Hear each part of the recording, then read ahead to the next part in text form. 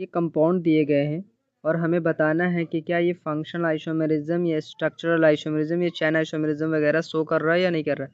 तो सबसे पहले हम देखते हैं फंक्शनल आइसोमेरिज्म के लिए ये क्वेश्चन फंक्शनल आइसोमेरिज्म का लग रहा है। क्यों? क्योंकि इसमें फंक्शनल आइसोमेरिज्म में अगर देखें तो ये यहाँ पे है कार्बोक्सिलिक एसिड, यहाँ पे देखें तो क्या है, ये है एस्टर। तो पहला और दूसरा क्या फंक्शनल आइसोमेरिज्म शो कर रहा है? तो शो कर रहा है। ये क्या है? ये क्या है? Carboxylic acid. ये क्या है? एस्टर है। क्या है? एस्टर। कार्बोक्सिलिक एसिड और ये एस्टर दो डिफरेंट फंक्शनल ग्रुप है। ये फंक्शनल आइसोमेरिज्म है। पहला और दूसरा क्या है? Functional isomerism. अब हमें दूसरा और तीसरा बताना, सेकंड एंड थर्ड बताना है कि क्या ये फंक्शनल आइसोमेरिज्म शो कर रहा है। तो ये तो यहाँ पे क्या है, नंबर ऑफ कार्बन सेम है, 1 2 3 4, 1 2 3 4, यहाँ पे 4 4, मॉलिक्यूलर फार्मूला सेम है। अब हमें बताना है कि क्या ये दूसरा और तीसरा फंक्शनल आइसोमेरिज्म शो कर रहा है। तो पहला एस्टर है, दूसरा यहाँ पे देखे तो ये कार्बोक्सिलिक एसिड है। क्या है? Carboxylic acid.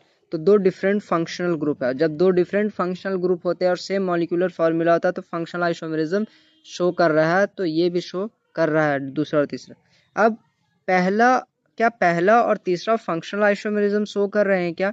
फंक्शनल आइसोमेरिज्म यहाँ क्या है? Carboxylic acid. यहाँ क्या है? Carboxylic acid. तो नंबर ऑफ कार्बन कितने? 1 2 3 4, नंबर ऑफ कार्बन 1 2 3 4, यहाँ भी 4, यहाँ भी 4, मॉलिक्यूलर फार्मूला सेम है। यहाँ फंक्शनल ग्रुप कार्बोक्सिलिक एसिड है, यहाँ फंक्शनल ग्रुप कार्बोक्सिलिक एसिड है। अब दोनों यहाँ फंक्शनल ग्रुप क्या है? सेम हो गया। फंक्शनल ग्रुप जब सेम होता है तो ये फंक्शनल आइसोमेरिज्म शो नहीं करेगा। तो दूसरा देखते हैं क्या शो करेगा फिर। 1 2 3 4, यहाँ पेरेंट्स चेन कितने हैं? 1 है, 2 3 4, यहाँ पेरेंट्स चेन कितने हैं? 1 2 3, यहाँ पेरेंट्स चेन 3 की है, यहाँ पेरेंट्स चेन 4 की है।